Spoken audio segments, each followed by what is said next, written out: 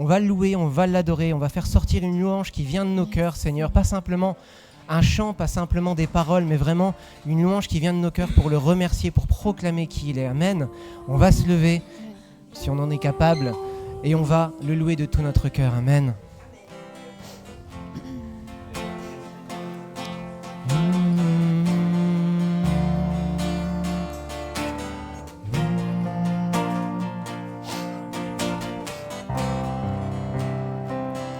L'Éternel règne, il est majestueux.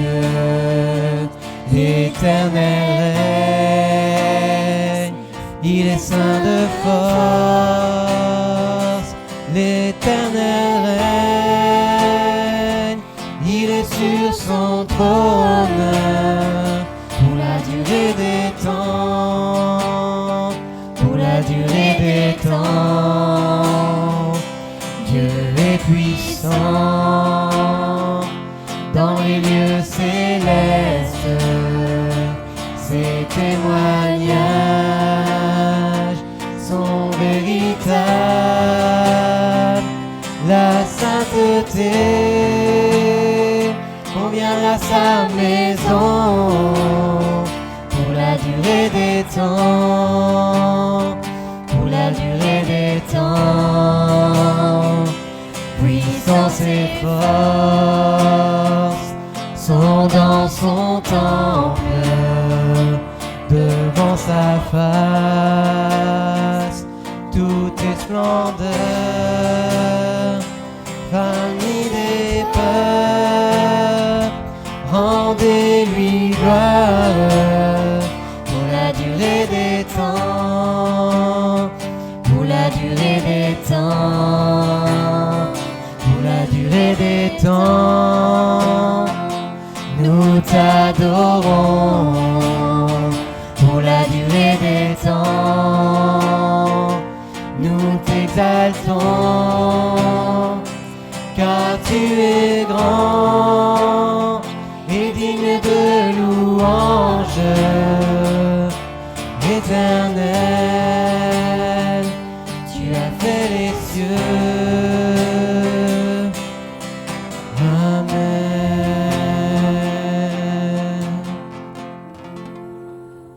Alléluia Seigneur, nous voulons élever ton nom encore ce matin parce que oui, tu es grand Seigneur, tu es digne de louange.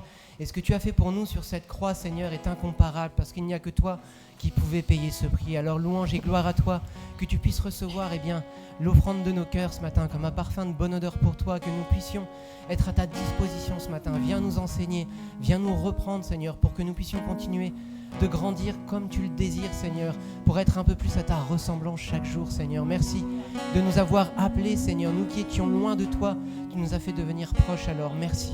Merci pour cette grâce que tu nous as faite de tout simplement de te manifester à nous, Père. Louange et gloire à toi, Amen.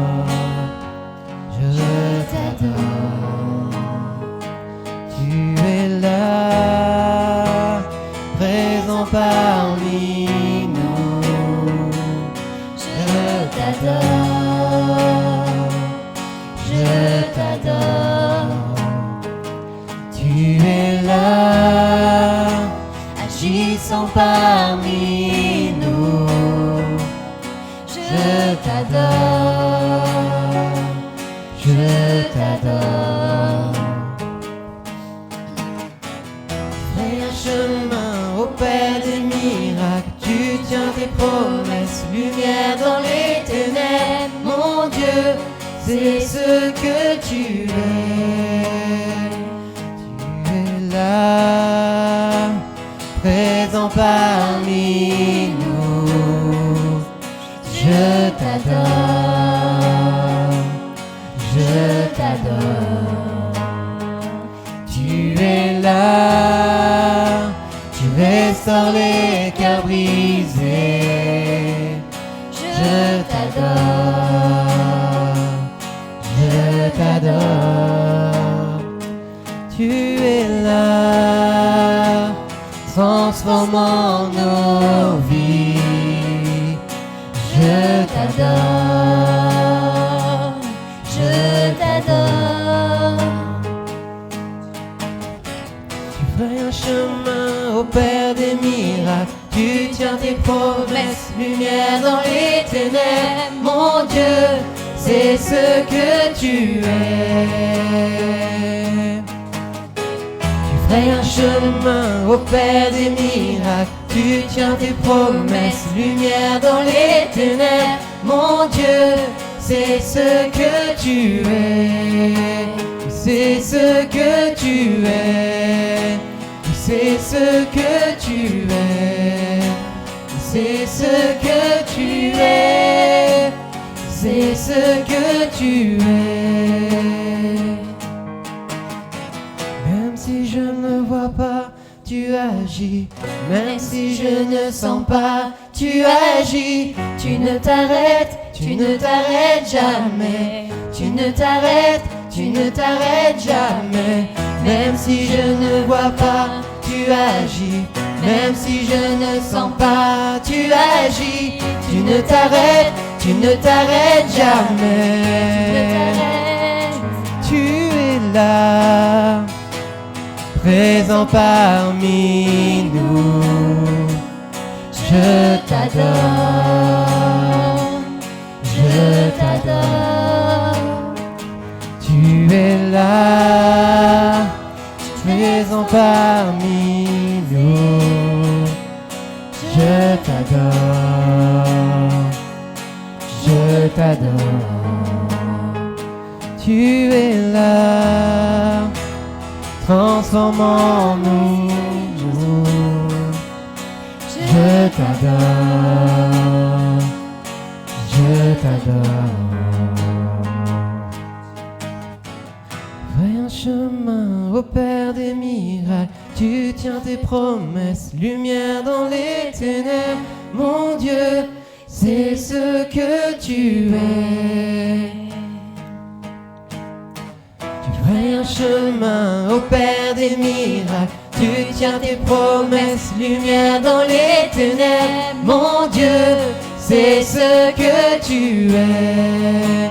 C'est ce que tu es.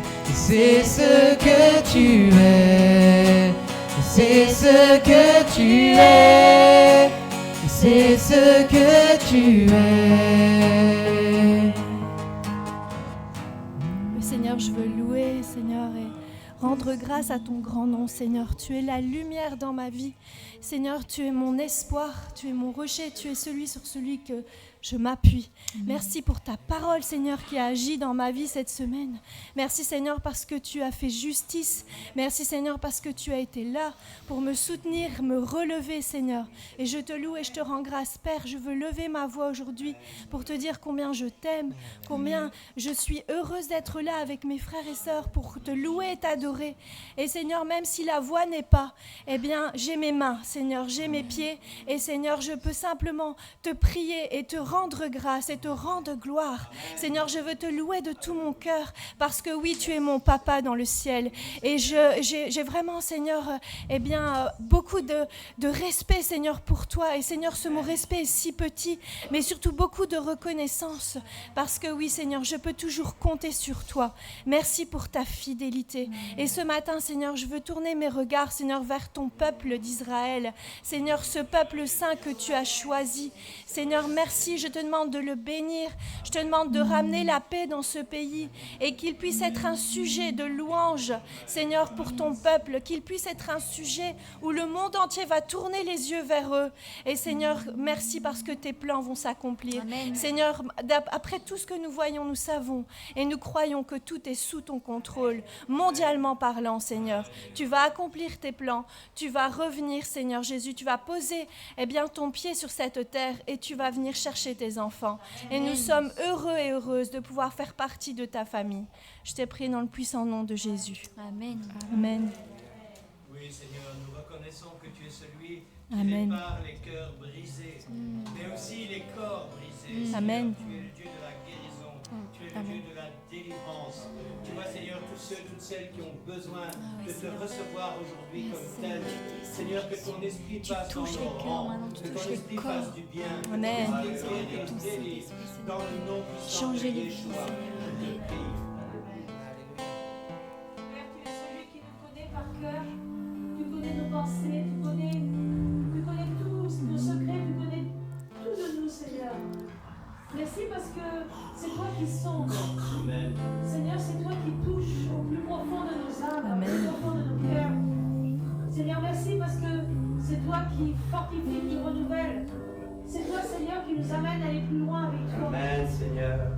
Change nos cœurs, Seigneur, là où nous avons besoin de changer. Change nos mentalités, nos pensées qui sont parfois et souvent erronées. Et tes pensées, que nos pensées soient captives à ton obéissance. Amen. Seigneur. Que nos pensées soient captives aux tiennes, Seigneur. Seigneur, Amen. que nous soyons obéissants même dans nos pensées, dans le plus profond, dans les choses plus intimes de notre être. Alléluia. Mais Seigneur, merci parce que le meilleur est devant. Merci Seigneur parce qu'il n'y a rien qui n'est fait sans que tu ne le saches et sans que tu me le permettes. Seigneur, tu es le Dieu d'Israël, le Amen. Dieu tout-puissant, Tu es celui qui l'Éternel. relève, Amen. celui Le qui Dieu de fortifie, Jacob. celui qui renouvelle, qui redonne des forces comme l'aigle. Amen. Alors Seigneur, moi je veux te louer, te glorifier, parce que tu es mon Dieu, mon espérance, ma force, le courage. Je te loue et je te rends gloire, Papa, au nom puissant de Jésus-Christ. Amen. Amen.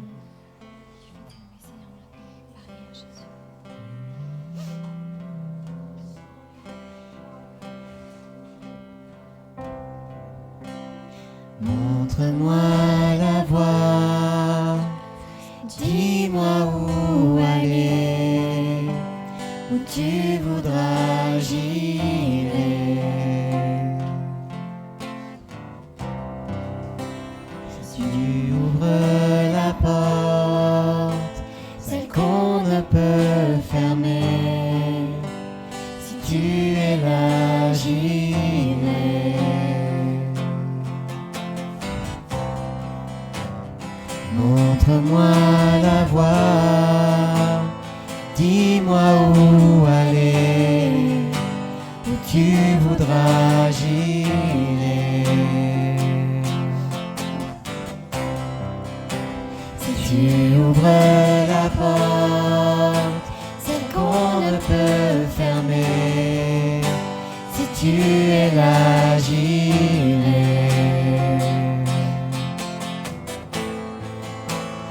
Donne-moi le courage de quitter mon rivage et de marcher sur tes eaux.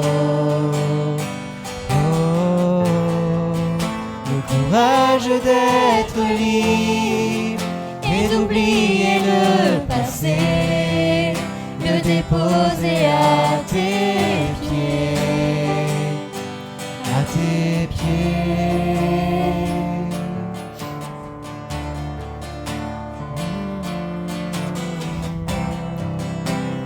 Montre-moi la voie, dis-moi où aller, où tu voudras j'irai.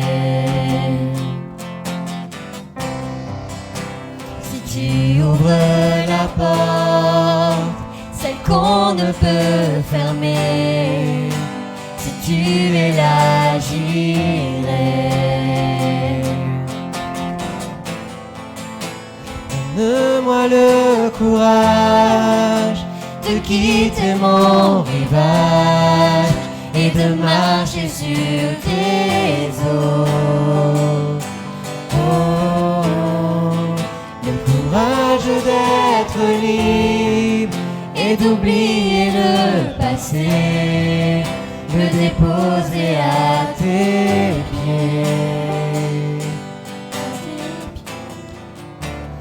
Donne-moi le courage de quitter mon rivage et de marcher sur tes eaux.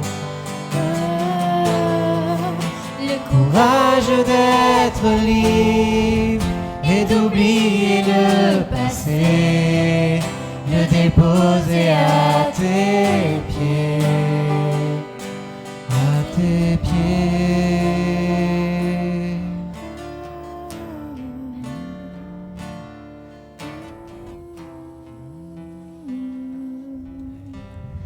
Merci Père, parce que non seulement tu nous appelles, tu nous montres la voie Seigneur, mais tu nous donnes les forces pour marcher sur ce chemin nouveau Seigneur. Alors viens nous renouveler, oui c'est vrai. Tu es celui qui renouvelle les corps, Seigneur. Tu es celui qui renouvelle les cœurs. Tu vois là où nous sommes brisés, Seigneur, que ce soit physiquement ou spirituellement. Eh bien, c'est toi qui viens relever celui qui est faible et qui a besoin de forces nouvelles, Seigneur.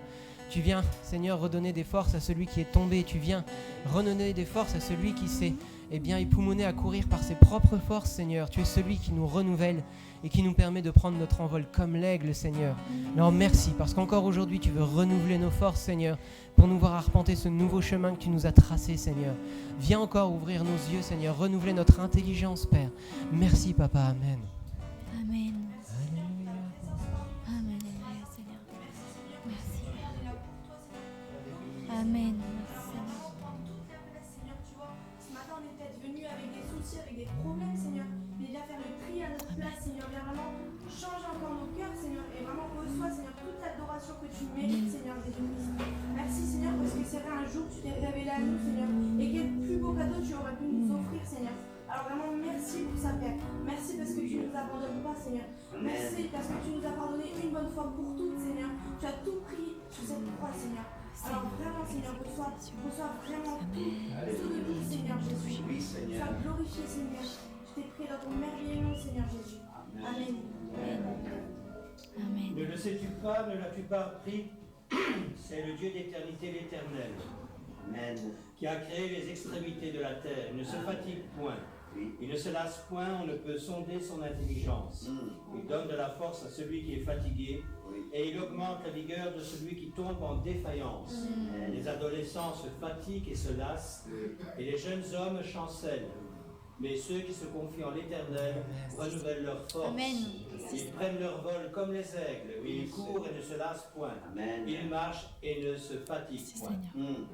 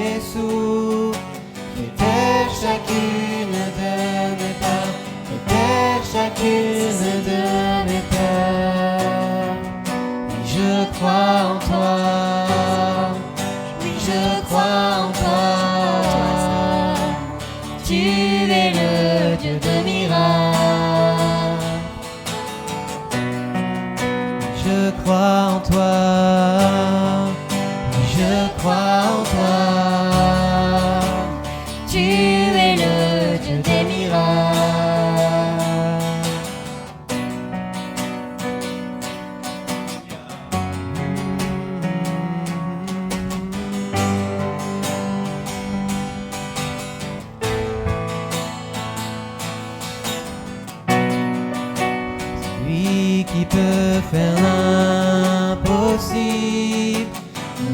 rejoins pour me restaurer, te rejoins pour me restaurer. C'est lui qui a vaincu la mort, c'est sa vie qui coule dans mes veines, c'est sa vie qui coule dans mes veines. Oui, je crois en toi, oui, je crois en toi. Tu es le Dieu des miracles. Oh, je crois en toi, je crois en toi. Tu es le Dieu de miracles.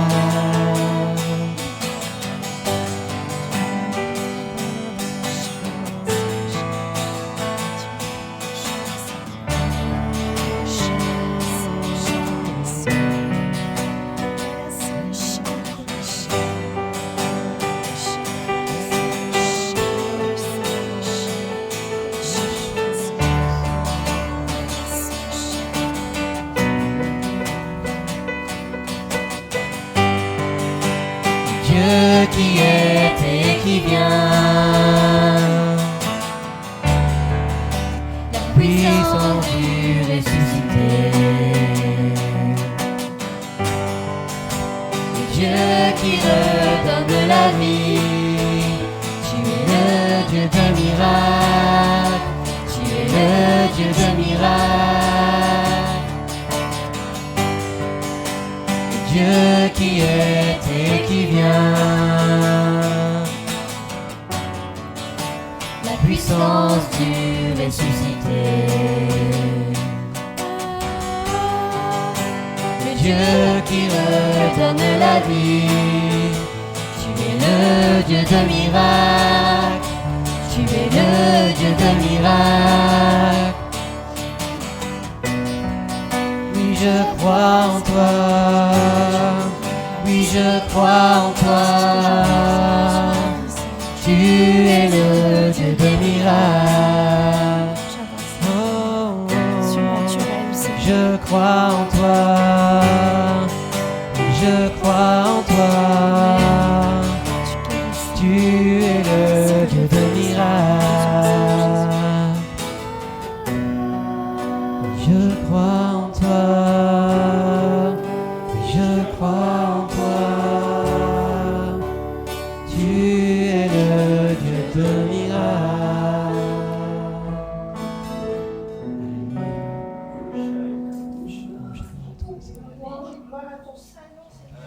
Amen. Seigneur, et merci parce que tu es l'auteur de notre foi, Seigneur. Amen. Ta sainte présence parmi nous, Seigneur, et c'est vrai que dans ta sainte présence, nous sommes restaurés, Seigneur, tu nous restaures, corps, âme, esprit. Merci pour ton amour infini, agneau de Dieu, le péché du monde. Béni soit ton saint nom, louange à toi, Jésus. Merci Seigneur. Gloire à toi.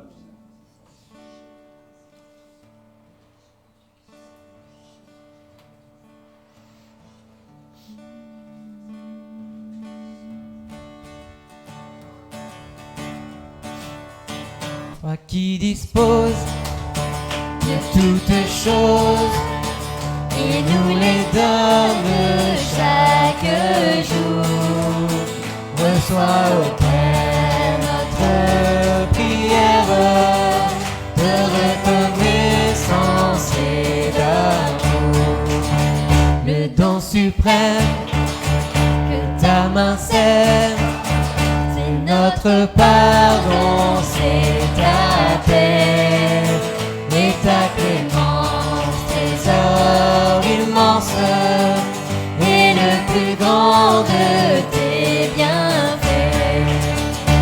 Par ta grâce, l'instant qui passe servent à nous rapprocher de toi, et qu'à chaque heure d'être ta demeure, nos cœurs s'élèvent par la foi.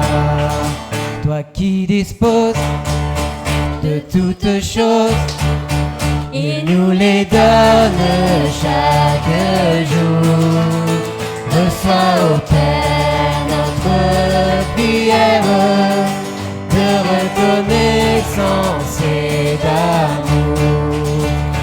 soit au Père notre prière de reconnaissance et d'amour.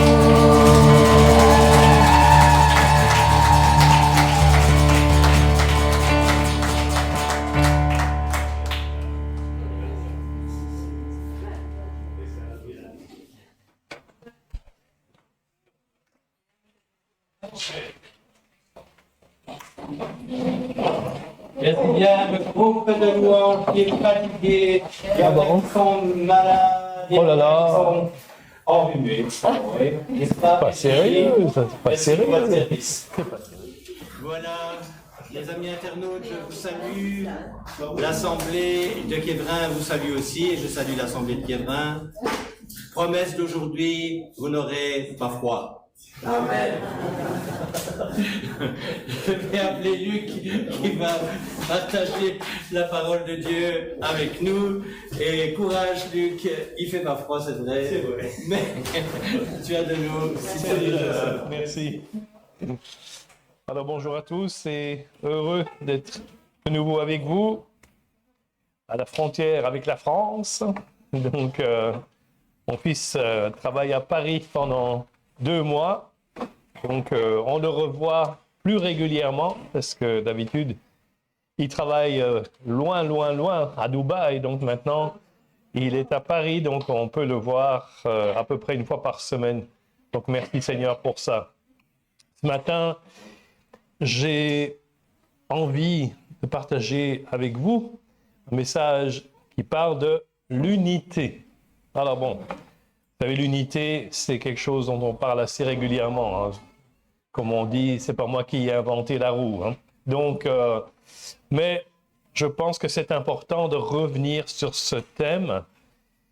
Vous savez que la devise de la Belgique, c'est « l'union fait la force ». Mais je pense qu'il y en a qui ont mal compris. Ils ont pensé qu'on disait « l'oignon fait la farce ». Et c'est ça qui fait qu'aujourd'hui, la Belgique est un pays vraiment très divisé. Et je crois que dans le corps de Christ, c'est pareil, que malheureusement, il y a beaucoup de divisions. Vous savez que j'ai été étonné d'apprendre qu'il y a plus de 45 000 dénominations chrétiennes dans le monde. Donc, c'est énorme, c'est triste. Parce que cela montre bien, malheureusement, qu'au lieu d'être unis dans le corps de Christ, nous sommes plutôt divisés en petits morceaux, chacun dans son coin. Et j'aimerais spécifier que nous devrions chercher l'unité dans la diversité et non pas dans l'uniformité. Parce que vous savez, il y a des gens qui disent « Ah, moi je veux bien être uni avec d'autres personnes, mais il faut qu'elles soient comme moi. » Hein? Donc, tout le monde doit venir comme moi et alors à ce moment-là, on pourra être amis. Non, ce n'est pas ça l'idée. En fait, la parole nous explique clairement que nous sommes complémentaires. Donc, on doit chercher l'unité dans la complémentarité. C'est ça l'idée. Et d'ailleurs, l'apôtre Paul dit clairement dans 1 Corinthiens chapitre 12 et du verset 12 à 27, on va lire ce passage, si vous voulez suivre, dans votre Bible, 1 Corinthiens chapitre 12, du verset 12 à 27. Le corps forme un tout, mais il a pourtant plusieurs organes. Et tous les organes du corps, malgré leur grand nombre, ne forment qu'un seul corps. Et il en va de même pour Christ. En effet, que nous soyons juifs ou grecs, esclaves ou libres, nous avons tous été baptisés dans un seul esprit pour former un seul corps. Et nous avons tous bu à un seul esprit. C'est l'esprit de Dieu. Ce n'est pas un autre esprit, espérons en tout cas, hein, que nous sommes rattachés à l'esprit de Dieu et pas un autre esprit, parce qu'il y a beaucoup d'esprits dans ce monde, hein, mes amis, il ne faut pas se faire d'illusions. Verset 14. Ainsi, le corps n'est pas formé d'un seul organe, mais de plusieurs, et qui sont tellement différents les uns des autres aussi. Hein? Verset 15. Si le pied disait, puisque je ne suis pas une main, je n'appartiens pas au corps. Mais ne ferait-il pas partie du corps pour autant? Et si l'oreille disait, puisque je ne suis pas un œil, je n'appartiens pas au corps. Mais ne ferait-elle pas partie du corps pour autant? Si tout le corps était un œil, alors où serait l'ouïe? S'il était tout entier l'ouïe, où serait l'odorat? En fait, Dieu a placé chacun des organes dans le corps comme il l'a voulu. Et ça, c'est intéressant de souligner, comme il l'a voulu. Parce que vous savez que parfois, on a tendance à dire, il faudrait que tout le monde soit comme moi, qu'on fasse tous des trucs comme ça ou comme ça, et je ne comprends pas pourquoi tout le monde ne fait pas la même chose que moi. On peut avoir ce genre d'attitude. Mais non, respectez les autres, respectez leur rappel, respectez leur identité. Tout le monde n'est pas appelé à être un poumon. Tout le monde n'est pas appelé à être une oreille. Moi, peut-être que je suis appelé à être un œil, et l'autre un pied ou une main, autre chose. On a tous une fonction différente et on doit respecter ces fonctions. Donc, verset 20. Il y a donc plusieurs organes, mais un seul corps. L'œil ne peut pas dire à la main, je n'ai pas besoin de toi. Ni la tête dire aux pieds, je n'ai pas besoin de vous. Imaginez-vous, si on se retrouvait sans pieds, ce ne serait pas évident. Hein? Verset 22. Bien plus, les parties du corps qui paraissent être les plus faibles sont nécessaires. Ça, c'est autre chose que bien des fois, dans le corps de Christ, on se dit, celui-là ou celle-là, il est tellement faible. C'est un poids qu'on doit tirer derrière nous. Hein? Mais la Bible nous dit, non, même les plus faibles sont importants, utiles, nécessaires. Est-ce qu'on a conscience de cela? Verset 23. Et celles, les parties du corps, que nous estimons être les moins honorables du corps, nous les entourons d'un plus grand honneur. Ainsi, nos organes les moins décents sont traités avec plus d'égard. C'est pour ça qu'on doit toujours au minimum porter un sous-vêtement pour cacher ces parties du corps qui sont les moins honorables. Donc c'est la moindre des choses, c'est de protéger, de garder, de cacher ces parties du corps. Verset 24. Tandis que ceux qui sont décents n'en ont pas besoin. Dieu a disposé le corps de manière à donner plus d'honneur à ce qui en manquait, afin qu'il n'y ait pas de division dans le corps, mais que tous les membres prennent également soin les uns des autres. On est appelé à prendre soin les uns des autres. Verset 26. Et si un membre souffre, tous les membres souffrent avec lui. Moi, si j'ai mal dans mon nerf sciatique, tout mon corps le sait. Hein? Vous savez, ma tête, mon oreille, tout le monde le sait. Il y a quelque chose qui ne marche pas là de ce côté-là. Mais ça devrait être la même chose dans le corps de Christ. S'il y a une personne, un membre qui souffre, tout le monde devrait être concerné et devrait prendre ça à cœur en disant « Je souffre avec toi ». Au moins mentalement et dans la prière, bien sûr. Et si un membre est honoré, tous les membres se réjouissent avec lui. Est-ce que c'est vrai? Si un membre est honoré, il reçoit une promotion, qu'est-ce que je sais? Il est invité à apparaître devant les grands de ce monde, n'est-ce pas? Est-ce qu'on est jaloux en disant « Mais Seigneur, c'était moi qui devais aller là. Hein? Pourquoi tu l'as envoyé là toi-même? Ça, c'était pas bien. Je suis pas content. Hein? » Même si on ne dit pas ouvertement, mais c'est peut-être ce qu'on pense. Ou alors est-ce qu'on se dit « Waouh, merci Seigneur, mon frère, ma sœur a été promu. Moi, je suis tellement content pour lui ou pour elle. Hein? » Est-ce qu'on peut se réjouir quand quelqu'un est promu, est élevé? Verset 27. Vous êtes le corps de Christ et vous êtes ses membres, chacun pour sa part. Qu'est-ce qu'il dit ici? Peu importe si vous êtes une oreille, un œil, si vous êtes une main, un pied, peu importe. Nous sommes tous les membres du corps de Christ et nous sommes tous utiles. Et ça, c'est tellement important. Les différents membres de notre corps ont des fonctions complètement différentes, évidemment. Vous en êtes conscients. Et pourtant, chaque membre est utile et même nécessaire. Avez-vous jamais réalisé que ceux qui, dans le corps de Christ, sont complètement différents de vous et de moi, ont une fonction complètement différente de la nôtre? Et ils font pourtant partie du même corps. Quelqu'un qui fait quelque chose de complètement différent de moi, je ne dois pas dire « Oh, pourquoi est-ce qu'il ne fait pas comme moi ?» Parce que moi, je suis le meilleur, n'est-ce pas?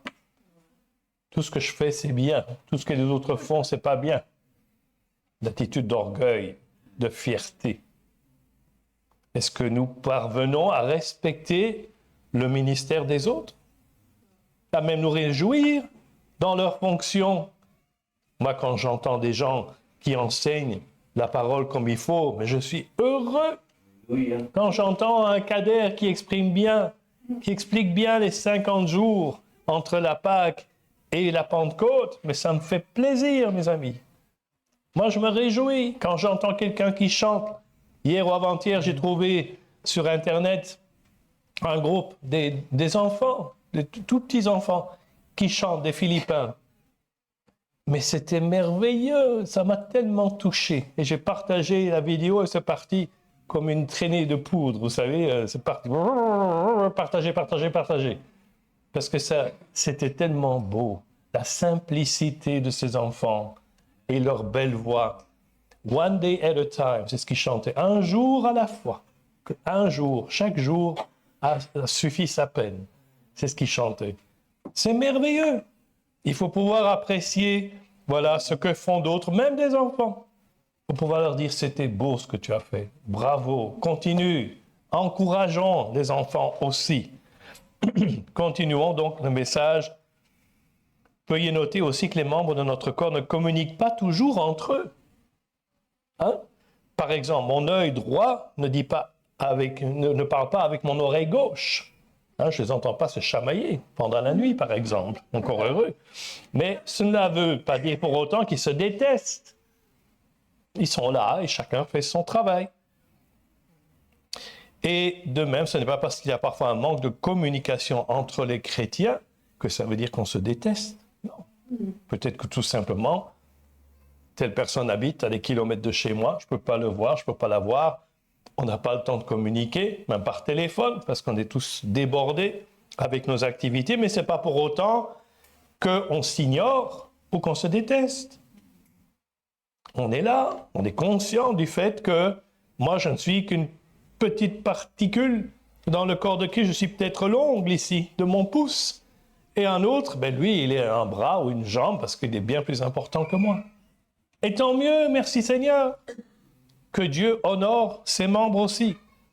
Dans Jean, chapitre 17, versets 20 et 21, Yeshua dit ceci, « Je ne prie pas pour eux seulement, mais encore pour ceux qui croiront en moi à travers leurs paroles, afin que tous soient un, comme toi, Père, tu es en moi, et comme je suis en toi, afin qu'eux aussi soient un en nous, pour que le monde croie que tu m'as envoyé.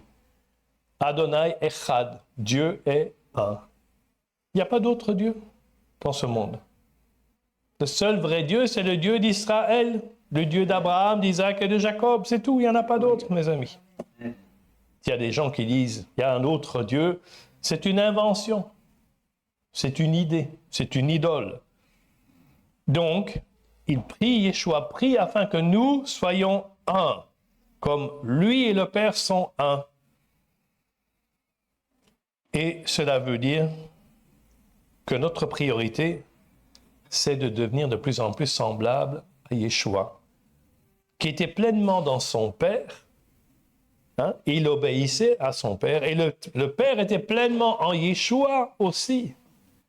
L'un ne va pas sans l'autre.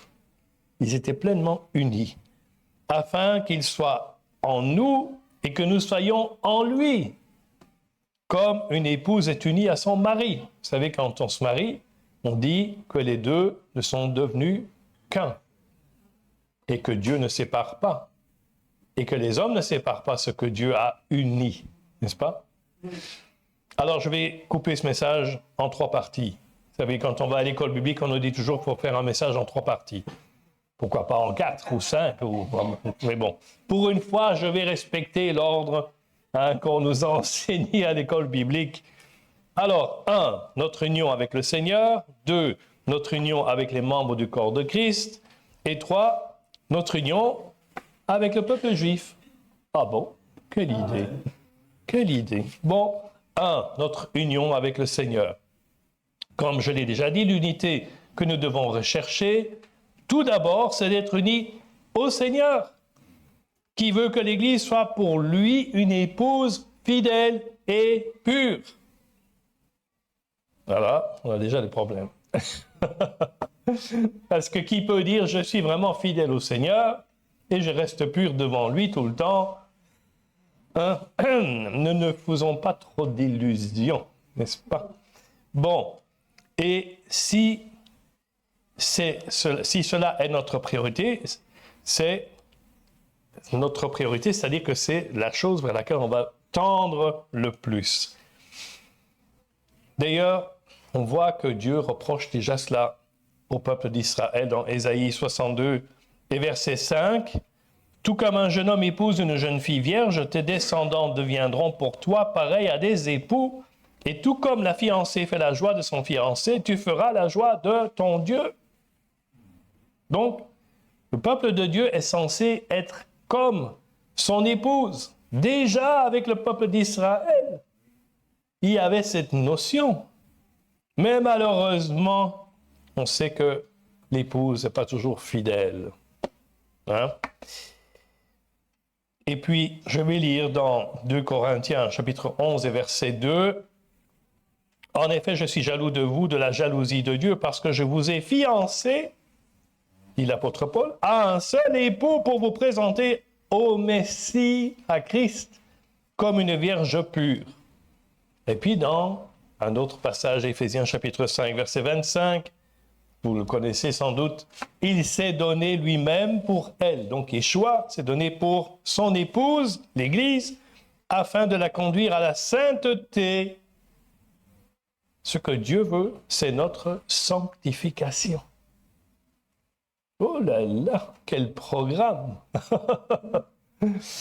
C'est pas évident hein, de devenir saint, surtout dans un monde qui n'est vraiment pas saint du tout. Ni saint S-I-A-N, ni S-A-I-N-T. Ce monde devient de plus en plus malsain, justement. Ouais. Mais nous devons persévérer, continuer, avoir du courage. Donc, il s'est donné lui-même pour elle afin de la conduire à la sainteté après l'avoir purifiée et lavée par l'eau de la parole. Ça, c'est intéressant. On est purifié par l'eau de la parole. Qui aurait pensé une chose pareille? Mais vous savez, chaque fois que je lis la parole, et encore hier soir avec mon groupe, on lisait la paracha de la semaine, j'ai été étonné de voir comment Dieu m'a parlé à moi, des versets, des passages que j'avais déjà lus des dizaines de fois dans ma vie, et tout à coup, la lumière fut. Mes yeux se sont ouverts et j'ai compris certaines choses que Dieu voulait me communiquer. La parole est vivante et il faut qu'on puisse la lire, la méditer, l'utiliser. Sinon, mes amis, comment voulez-vous être purifié et lavé par l'eau de la parole? Si on n'ouvre jamais cette parole, comment voulez-vous qu'elle puisse nous purifier et nous laver? C'est pas possible. Verset 27, « Et pour faire paraître devant lui cette Église glorieuse, sans tache, ni ride, ni rien de semblable, mais sainte et irréprochable. » Oh, oh, oh, oh. Sans tache ni ride. Bon, moi je vois bien tous les matins quand je me regarde dans le miroir qu'il y a de plus en plus de rides et des taches aussi qui apparaissent sur mes mains. Je ne sais pas d'où ça vient. Hein? Mais voilà. Dieu nous voit sans tache ni ride. C'est ça qui est merveilleux. On sait nous-mêmes qu'on a des taches, qu'on a des rides, physiquement, spirituellement, mais Dieu nous voit parfait à travers le sang de Yeshua. Et ça, c'est tellement extraordinaire. Ça ne vient pas de nous. C'est lui qui a fait tout ça. Alors, si nous sommes véritablement unis au Seigneur, nous allons, comme une femme, mais au monde des enfants, porter du fruit qui glorifieront le Seigneur. Dans Jean chapitre 15, on lit ceci à partir du verset 4. Jean chapitre 15, à partir du verset 4. « Demeurez en moi, et je demeurerai en vous. » C'est intéressant. Qui dit que finalement, ça commence avec nous. Vous demeurez en moi, et alors, moi, je demeurerai en vous. Parce que vous savez, souvent, on se dit, c'est le Seigneur qui doit tout faire. Moi, je reste assis ici dans mon fauteuil. Alors, Seigneur, fais tout ce que tu veux. Moi, je veux bien. Mais moi, je ne me bouge pas. J'attends que lui, il fasse quelque chose. Non. Demeurez en moi. C'est nous qui devons être à l'œuvre, qui devons nous lever et être courageux. Comme d'abord, il dit aussi, cherchez d'abord le royaume de Dieu. C'est à nous de chercher le royaume de Dieu. Il ne va pas nous tomber sur la tête comme ça. Cherchez et vous trouverez. Frappez, pas dans la figure, hein. Sinon vous allez voir ce qui va se passer, mais frappez et on vous ouvrira. Demandez et vous recevrez. Et comme dit l'apôtre Jacques, vous ne recevez pas parce que vous ne demandez pas. Et il y a des gens qui sont tout étonnés. Oh, pourtant, Seigneur, tu sais que j'ai besoin de ceci, cela. Oui, mais vous n'avez jamais demandé. Si vous ne demandez pas, comment voulez-vous qu'on vous donne? Donc, demeurez en moi, verset 4, et je demeurerai en vous. Le sarment ne peut pas porter de fruits par lui-même. La branche de la vigne ne peut pas porter de fruits si on la détache du tronc. Et il faut rester attaché au cep, et il en va de même pour vous, si vous ne demeurez pas en moi. Vous savez que bien des fois, on peut avoir beaucoup de bonnes idées. Ah tiens, je vais faire ceci pour le Seigneur. Je pense que ça lui plaira. Je vais construire un beau bâtiment. Je vais organiser des réunions. Je vais faire ceci, je vais faire cela. Sans même savoir si c'est la volonté de Dieu. Et puis tout à coup, quand ils ont dépensé de l'argent pour ce bâtiment et ces organisations et ces réunions et je ne sais pas tout quoi, tout à coup, ils voient que ça n'a pas beaucoup de succès, ça tombe en ruine. Et ils sont endettés. Et après, ils sont tout étonnés en disant, comment ça se fait que Dieu n'a pas béni? Mais parce que tu lui avais pas demandé si c'était sa volonté. T'as compris? C'est pas vous le patron, c'est lui. Faut se soumettre au patron et lui demander, Seigneur, est-ce que c'est ta volonté, ce que j'ai dans mon cœur? Au moins. Et ce qui est encore mieux, c'est d'attendre qu'il vous dise, lève-toi et fais ceci et fais cela. Vas-y, maintenant, c'est l'heure. Et à ce moment-là, Dieu bénira vos œuvres. Mais il ne faut pas entreprendre des choses de notre propre volonté. Alors, il faut porter du fruit, oui, mais en restant bien attaché au cep, donc le tronc. Verset 6. Si quelqu'un ne demeure pas en moi, il est jeté dehors comme le sarment, qui ne porte pas de fruits, et il sèche. Et puis on ramasse les sarments, on les jette au feu et ils brûlent. Wow! Et donc, il ne va pas par quatre chemins, là. Hein? Il nous fait comprendre que si on ne porte pas de fruits, eh bien, un beau jour, on va être coupé du tronc et on va être jeté au feu. Vous savez, dans la vie chrétienne, ce qui est important, c'est de porter du fruit. Yeshua dit, on reconnaît un arbre à ses fruits. Si je suis un arbre qui ne porte pas de fruits, comment me reconnaîtra-t-on? Comment saura-t-on que je suis quelqu'un qui aime Dieu et qui veut suivre ce que Dieu me demande de faire? Si on ne voit rien du tout en moi, que je passe inaperçu, que je suis comme tous les autres, il faut qu'il y ait quelque chose en moi qui soit différent. Pas tellement dans ce que je dis, mais surtout dans ce que je fais. Parce que, comme vous le connaissez sans doute, ce proverbe, nos actions parlent plus fort que nos paroles. Oh! L'apôtre Paul dit aussi que nous sommes comme des lettres ouvertes que le monde lit. Vous savez, avant, on avait des parchemins, on n'avait pas des livres comme ça. On déroulait le parchemin et on lisait. L'apôtre Paul dit, ça c'est ce que vous êtes. Vous êtes un parchemin, une lettre que les gens lisent et ils regardent et ils disent, tiens, celui-là, oui, intéressant. Et puis par contre, il dit être chrétien, il dit aimer Dieu, mais je vois qu'il se comporte comme tout le monde. Pas de différence. Donc c'est pas authentique. Attention mes amis. Donc notre priorité en fait ne devrait pas être de porter du fruit. Ça c'est intéressant, parce que je viens de vous dire que une des choses importantes c'est de porter du fruit. Mais pourtant, notre priorité ne devrait pas être de porter du fruit. Et pour prouver que nous sommes ce que nous déclarons être, mais qu'est-ce que nous devons faire? C'est rester attachés et à ce moment-là, on va porter du fruit tout naturellement. Vous voyez? Une vigne, une branche d'une vigne, elle ne dit pas à sa voisine, il faut que tu portes du fruit parce que bientôt c'est le printemps. Et il faut que tu portes des fruits, on veut voir les raisins. Mais non, ça vient tout naturellement. Chaque printemps, la vigne reprend vie, les feuilles arrivent, et puis les fleurs, et puis les fruits. Et il y a un temps pour toutes choses. Je ne sais pas si vous avez compris. Quand le printemps arrive, on ne voit pas tout de suite les raisins. Doucement, patience. La même chose dans nos vies. Vous voyez, il y a des gens, ils sont très, très excités.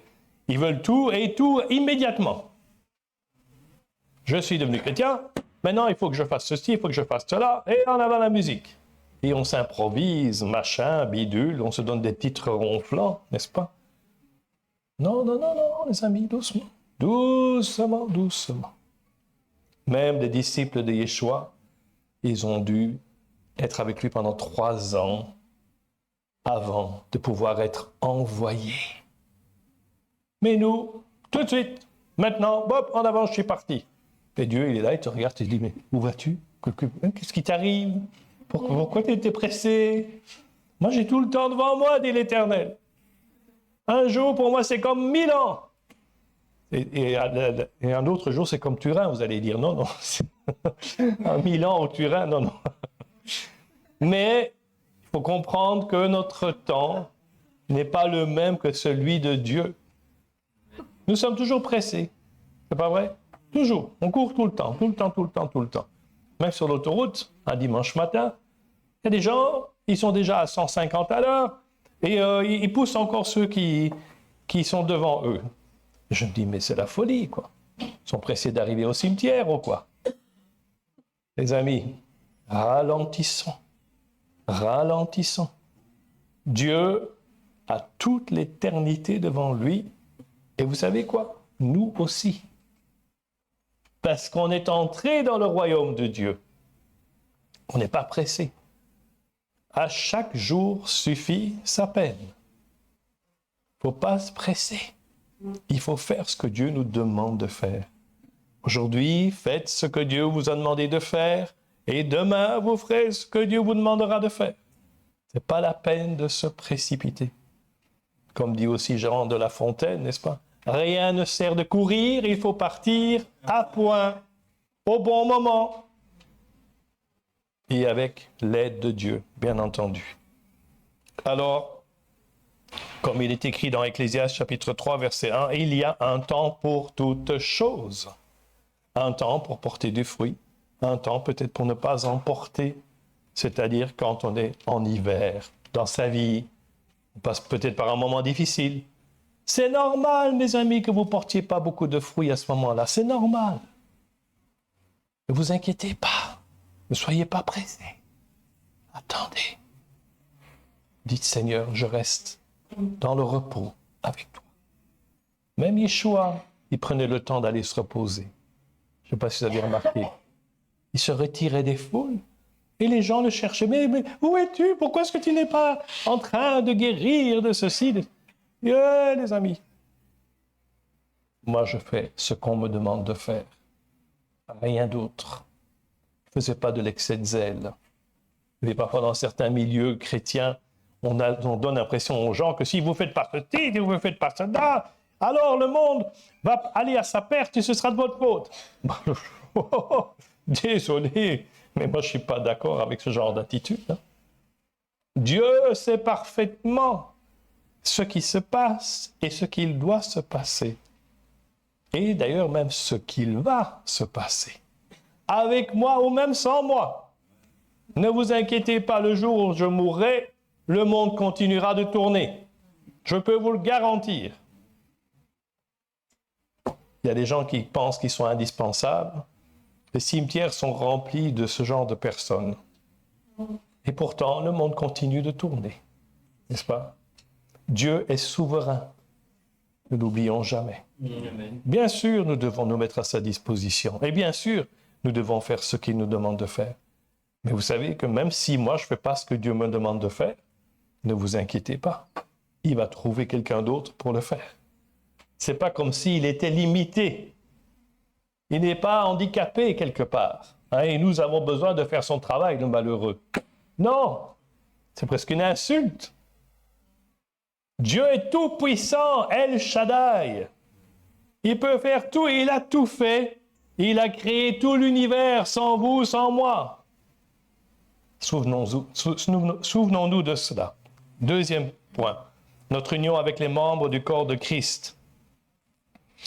Paul nous dit dans Romains chapitre 12 et verset 18, écoutez bien, si cela est possible, dans la mesure où cela dépend de vous, soyez en paix avec tous les hommes. Donc, il est clair d'après ce verset qu'il ne sera pas toujours possible de vivre en paix avec tout le monde. Ah. Vous savez, parfois, il y a des gens qui nous culpabilisent parce qu'on n'est pas forcément en paix avec tout le monde. Mais l'apôtre Paul dit, si cela est possible, donc ce qui veut dire que malheureusement, ce ne sera pas toujours possible. On voit aussi dans l'Ancien Testament qu'Abraham et Lot, par exemple, son neveu, ils ont dû se séparer. On le lit dans Genèse chapitre 13, verset 9. « Tout le pays n'est-il pas devant toi ?»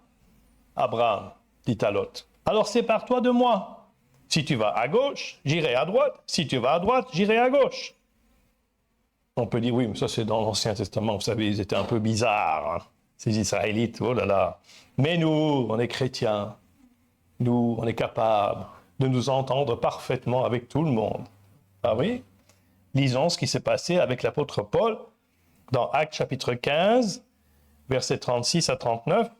Quelques jours plus tard, Paul dit à Barnabas, « Retournons visiter nos frères et sœurs dans toutes les villes où nous avons annoncé la parole du Seigneur, pour voir comment ils vont. » Et Barnabas voulait emmener aussi Jean, surnommé Marc, donc Jean-Marc, mais Paul estimait qu'il ne fallait pas prendre avec eux celui qui les avait quittés depuis la Pamphylie et ne les avait pas accompagnés dans leurs tâches. Ce désaccord fut assez vif pour qu'ils se séparent l'un de l'autre. Le grand apôtre Paul. Barnabas prit Marc avec lui et embarqua pour l'île de Chypre. Donc, et comme on le voit dans la vie de ces grands hommes de Dieu, même avec la meilleure volonté, vous ne parviendrez pas toujours à être accepté ou apprécié par tout le monde, mes amis. Moi, quand j'enseigne, il y a bien des gens qui ne m'aiment pas du tout. Je suis sur la liste noire de certaines églises. Luc Henry, par pitié. Non, on n'en veut pas. Est-ce qu'il vient nous scier les côtes avec son Israël, avec son peuple juif, comme si c'était mon peuple. Hein? Enfin oui, c'est mon peuple dans le sens spirituel. Ton peuple est mon peuple. Hein? Mais ça dérange, les amis. Si vous osez apporter des vérités bibliques qui sont claires, eh bien, il y en a beaucoup qui ne vont pas apprécier. Même des églises, je vous le dis, préparez-vous. Donc, on le voit même avec Yeshua, regardez, lui-même a été rejeté et même parfois détesté. par les chefs religieux, ceux qui étaient censés connaître la parole de Dieu. Ce sont eux qui avaient des problèmes avec Yeshua, ce n'était pas le peuple. Le peuple aimait Yeshua parce qu'il les guérissait, il leur enseignait de bonnes choses, il multipliait les pains et les poissons pour eux, il leur donnait à boire, à manger. Qu'est-ce que vous voulez de plus? Ils étaient tout contents avec Yeshua. Mais les chefs religieux, oh là là, celui-là, on s'en méfie parce qu'il veut prendre notre pouvoir. Il est plus intelligent que nous, donc c'est une menace pour nous. Et c'est comme ça qu'on peut vous voir aussi de temps en temps. Si vous apportez un message qui sort de l'ordinaire, ce n'est pas toujours apprécié. Et Yeshua, il apportait un message qui sortait de l'ordinaire. Et donc, il dit dans Matthieu chapitre 10, verset 24, « Le disciple n'est pas supérieur à son maître. Et ni le serviteur n'est supérieur à son Seigneur. Il suffit au disciple d'être traité comme son maître et au serviteur comme son Seigneur. Il suffit au disciple d'être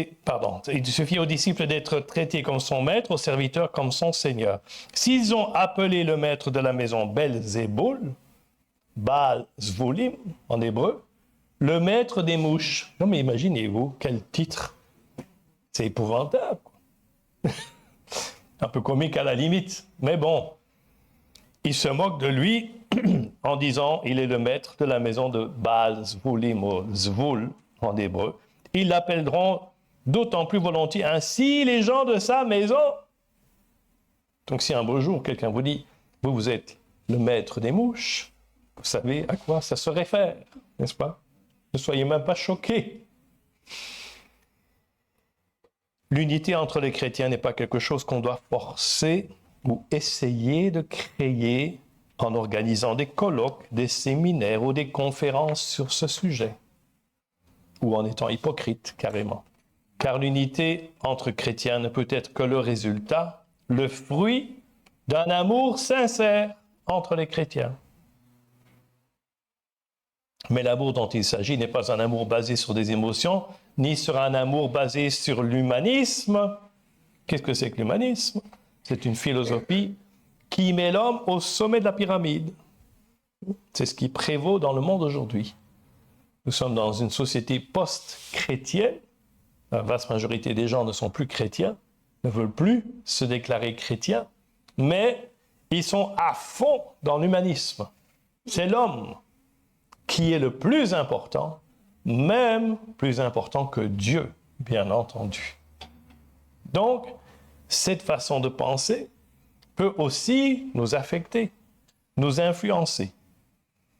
Mais il faut que notre relation soit basée sur l'amour agapé. Qu'est-ce que c'est que cet amour agapé? C'est un mot en grec qui veut dire un amour qui donne sans attendre rien en retour, sans condition. Je t'aime tel que tu es, avec tes défauts, avec tes qualités, avec ce que j'aime en toi, avec ce que je n'aime pas en toi. Je t'accepte tel que tu es. Et ça, c'est l'amour de Dieu, mes amis, qui nous accepte tel que nous sommes.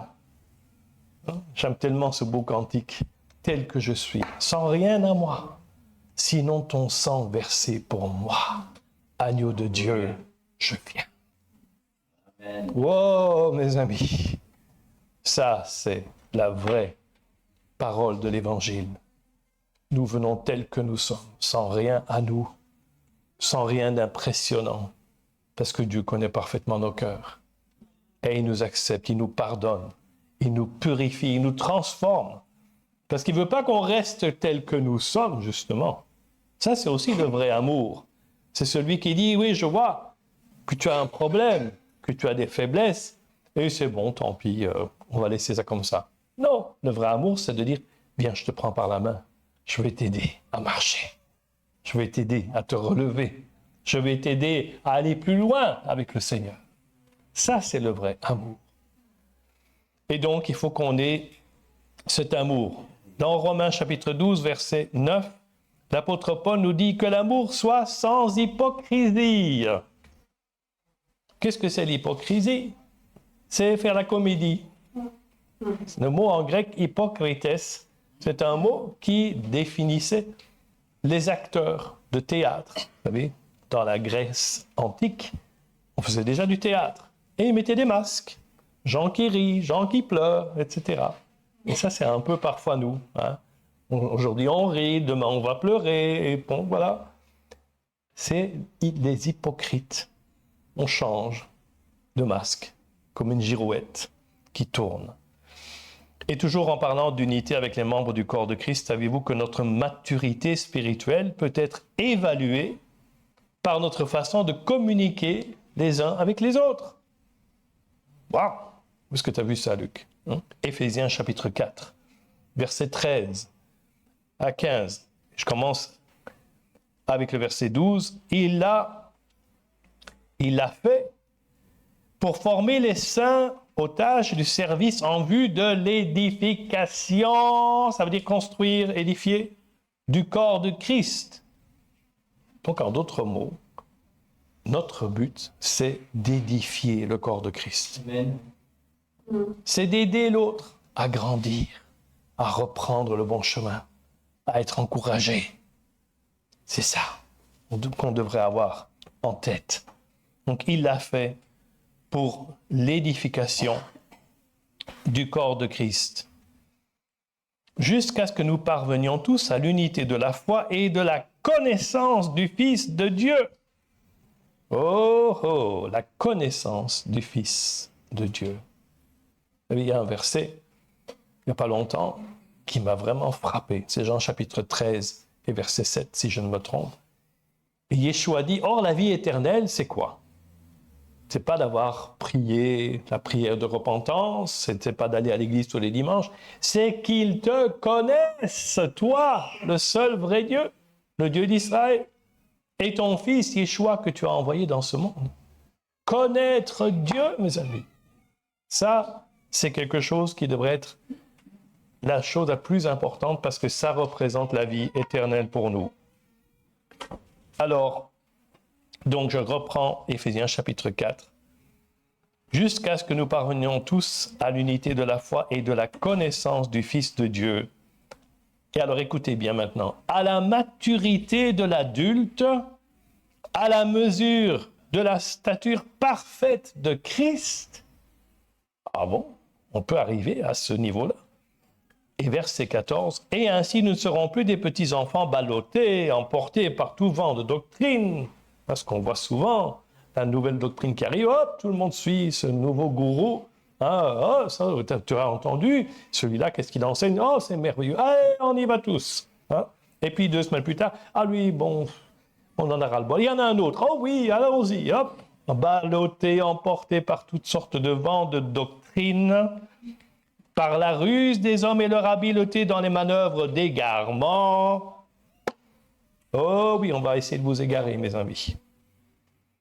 Verset 15. Mais, en disant la vérité dans l'amour, nous grandirons à tout point de vue vers la tête. Celui qui est la tête, c'est-à-dire Christ. Amen. Est-ce qu'on peut se dire la vérité dans l'amour? Pas dans la colère, pas dans la haine, mais dans l'amour.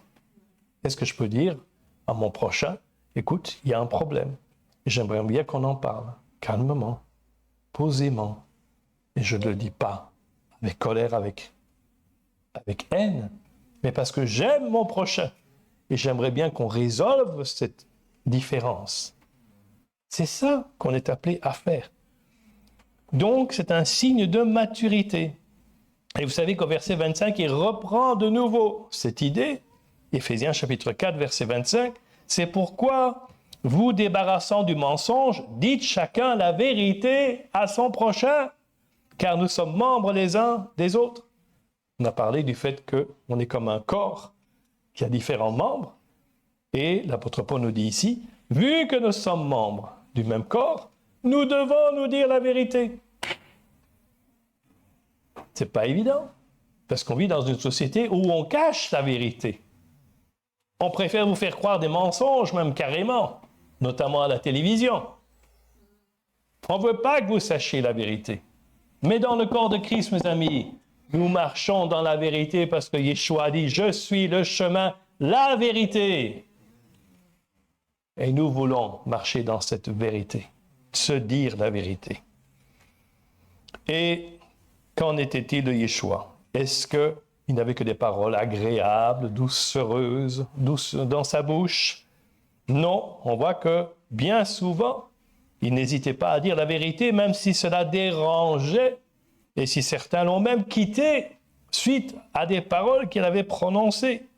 On voit ça dans Jean chapitre 6, verset 54. « Celui qui mange mon corps et qui boit mon sang a la vie éternelle, et moi je le ressusciterai au dernier jour. En effet, mon corps est vraiment une nourriture, et mon sang est vraiment une boisson. Et tout comme le Père qui est vivant m'a envoyé, et que je vis grâce au Père, ainsi celui qui me mange vivra grâce à moi. Voilà comment est le pain descendu du ciel. Il n'est pas comme la manne que vous et vos ancêtres ont mangé. Eux sont morts, mais celui qui mange de ce pain, de Yeshua, vivra éternellement. » Et Yeshua dit ces paroles alors qu'il enseignait dans une synagogue à Capharnaüm, Kfar Nahum en hébreu. Et après l'avoir entendu, beaucoup de ses disciples disaient « Oh, mais cette parole est dure. Qui peut t'écouter ?» Yeshua savait en lui-même que ses disciples murmuraient à ce sujet. Et il leur dit « Cela vous scandalise, les amis? Si vous voyez le Fils de l'homme monter là où il était auparavant, c'est l'Esprit qui fait vivre. L'homme n'arrive à rien. Les paroles que je vous dis sont esprit et vie.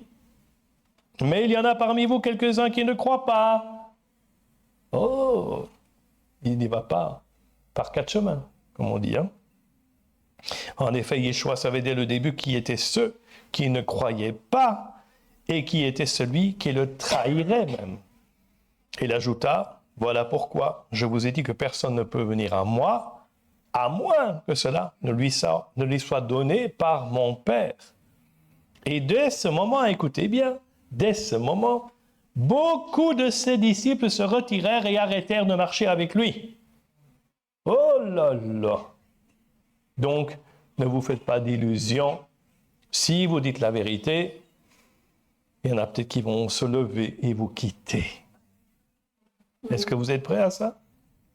Je me souviens, un ami, le pasteur Nestor Kamwanga, que tu as certainement connu aussi, qui était originaire du Congo. Et il a ouvert une assemblée à Bruxelles, l'assemblée du plein évangile. Et un beau jour, Dieu lui a montré son amour pour Israël et pour le peuple juif. Et il a commencé à enseigner ces choses dans son église et m'a demandé de venir plusieurs fois. Il est mort maintenant, il n'y a pas tellement longtemps, il y a 2 ans, je crois. Eh bien, il m'a dit, tu sais, Luc, à partir du moment où j'ai commencé à enseigner ces vérités bibliques sur Israël et le peuple juif, la moitié de mon assemblée est partie. Ça dérange, les amis. Mais est-ce qu'on est prêt à payer le prix et de dire, Seigneur, peu importe. Si ça dérange, moi je veux continuer dans cette vérité. Je veux enseigner ce que ta parole nous dit. C'est un prix qu'il faut payer. Et Vincent le connaît aussi. Notre unité avec le Seigneur doit être notre priorité suprême. Je veux être uni avec Yeshua. Je veux le connaître. Je veux connaître le Père. Je veux connaître le Fils. Et vous savez que le mot « connaître » dans la Bible, ça veut dire avoir une relation intime, profonde, comme un mari a avec sa femme. Adam connut Ève et ça a porté du fruit. Vous voyez, mes amis, c'est ça la différence. Si on connaît Dieu vraiment, on va porter du fruit. Amen. Eh bien, nous devons rester attachés à l'arbre, à l'olivier franc, c'est-à-dire à Yeshua, à la maison d'Israël, au peuple d'Israël, parce que Yeshua fait partie du peuple d'Israël. C'est tout simplement cela. On reconnaît un arbre à ses fruits. Alors, quel genre de fruits est-ce que je porte? On peut se poser la question. Des fruits amers, infects, pourris, de bons fruits. qui donne à manger aux gens. Oh, mes amis, on pourrait se poser cette question tous les matins. Seigneur, qu'est-ce que je vais porter comme fruit aujourd'hui? Troisièmement et finalement, notre union avec le peuple juif dans un contexte biblique. Donc, toujours en parlant de la branche qui doit rester fermement attachée au tronc, le sarment qui doit rester attaché au cep, comme on a vu. L'apôtre Paul nous dit dans Romains 11 que nous, les non-juifs, on a été greffés comme la branche d'un arbre sauvage sur le tronc de l'olivier franc. Je ne vais pas refaire tout un message là-dessus, vous connaissez, vous l'avez déjà entendu, mais c'est important de réaliser que nous, en tant que non-juifs, nous sommes attachés à cette maison d'Israël, au peuple d'Israël. Et c'est à travers eux que toutes les bénédictions de Dieu nous ont été transmises. Ne l'oublions pas. Tout ce qu'on lit dans cette Bible nous a été transmis par le peuple juif, par le peuple d'Israël, mes amis. C'est la simple réalité, c'est la simple vérité. Et on devrait être reconnaissant envers ce peuple. On ne doit pas les adorer, on ne doit pas les idolâtrer, que Dieu nous protège, une chose pareille, mais on devrait être reconnaissant et les aimer, leur dire merci pour ce que vous nous avez donné. Merci pour les prophètes. Merci pour vous en tant que peuple. Merci pour Yeshua qui est né d'une mère, d'une maman juive. Merci pour les disciples. Merci pour les apôtres, parce que c'était tous des juifs, mes amis. Et donc, le Seigneur veut que nous réalisions que ce peuple est important pour nous. Parce qu'il est important pour Dieu, tout d'abord. Puisqu'il est le Dieu d'Israël, le Dieu d'Abraham, d'Isaac et de Jacob. Donc, si ce peuple est important pour lui, il doit être important aussi pour nous. Amen. Vous savez, pendant de nombreuses années, je n'avais jamais compris ces choses. Jamais. Parce qu'on ne m'avait pas enseigné ces choses. Et le jour où Dieu m'a ouvert les yeux à travers un juif qui venait d'Odessa, vous savez qu'Odessa, maintenant, c'est en Ukraine, mais à l'époque, c'était la Russie. Et je l'ai rencontré à Bruxelles, dans un café-bar chrétien, où je servais, avec le Teen Challenge. Et vous savez, Dieu a utilisé cet homme pour bouleverser ma vie, franchement. Parce que depuis lors, Dieu a mis un amour dans mon cœur pour ce peuple et pour ce pays. Ce n'est pas quelque chose qui venait de moi. Parce que moi, je vais vous dire honnêtement, le peuple juif et Israël, je m'en fichais royalement. Ça ne m'intéressait pas, pas du tout. Mais Dieu, un beau jour, m'a montré l'importance de ce peuple dans son plan et dans son cœur. Alors, on voit donc dans Romains 11 que nous avons été greffés sur ce peuple d'Israël. Ce n'est pas eux qui ont été greffés sur nous, c'est l'inverse. Et dans Éphésiens chapitre 2, il est écrit, verset 11, « C'est pourquoi souvenez-vous qu'autrefois vous étiez identifiés comme non-juifs dans votre corps, appelés incirconcis, par ceux qui sont circoncis, par la main de l'homme, en fait.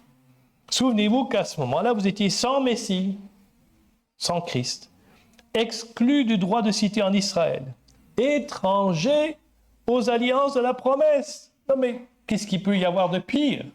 Être étranger aux promesses de Dieu. Et ça n'arrête pas. Sans espérance. Ces trois choses demeurent. La foi, l'espérance et l'amour. Ces trois choses essentielles. Et il dit, vous étiez sans espérance et sans Dieu dans ce monde. Waouh! Catastrophique. Mais maintenant, en Yeshua le Messie, vous qui autrefois étiez loin, vous êtes devenus proches par le sang du Messie. Ce n'est pas nos efforts qui font ça. En effet, il est notre Père. Shalom. Shalom. C'était la parole que Yeshua utilisait tout le temps. Quand il arrivait quelque part, il disait Shalom. Que la paix soit avec vous. Shalom. Il est notre paix. Et des deux groupes, c'est-à-dire les juifs et les non-juifs, il n'en a fait qu'un. Il a renversé le mur qui les séparait, la haine. Et par sa mort, il a rendu sans effet la loi avec ses commandements et leurs règles afin de créer en lui-même un seul homme nouveau à partir des deux, établissant ainsi la paix. Et il a voulu les réconcilier l'un et l'autre avec Dieu en les réunissant dans un seul corps au moyen de la croix, en détruisant par elle la haine. Il est venu annoncer la paix à vous qui étiez loin, nous les non-juifs, et à ceux qui étaient près, donc les juifs. Et à travers lui, en effet, nous avons les uns et les autres accès auprès du Père par le même esprit. Ha, ha, ha, ha. On réalise tout à coup que le juif et nous, les chrétiens, nous avons le même Dieu, le même esprit. C'est ça qui est important. Et c'est pour cela, comme il est écrit dans ce passage, que Yeshua est venu. C'est pour nous réconcilier, nous les non-juifs, avec les juifs. Que nous fassions la paix. On dise, on ne va plus vous regarder de travers. On ne va plus dire de méchanceté sur vous. On ne va plus vous accuser de déicide, d'avoir tué Dieu. On ne va plus se moquer de vous parce que vous vivez d'une façon différente. Vous portez des habits différents, vous mangez différemment. On ne va plus se moquer de vous. On va vous apprécier, on va vous accepter tel que vous êtes, comme je le disais tout à l'heure. C'est ça l'amour agapé. C'est de dire je t'accepte tel que tu es, avec tes défauts, avec tes qualités, avec tout. Éternel notre Dieu, merci de ce que tu es notre paix.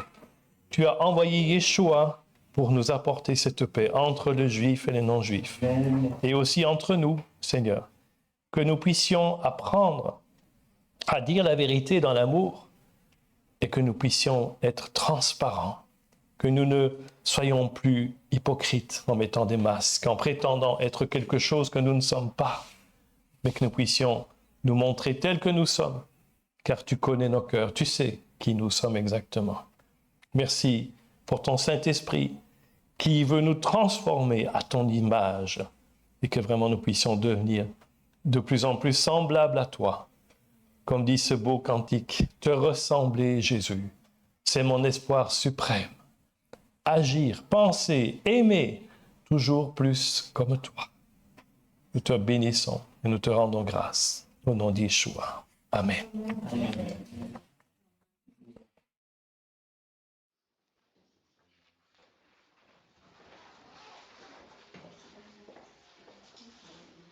Merci beaucoup, Luc, pour ce partage qui nous rappelle qu'effectivement, le Seigneur nous demande de nous aimer comme il nous a aimés, Amen.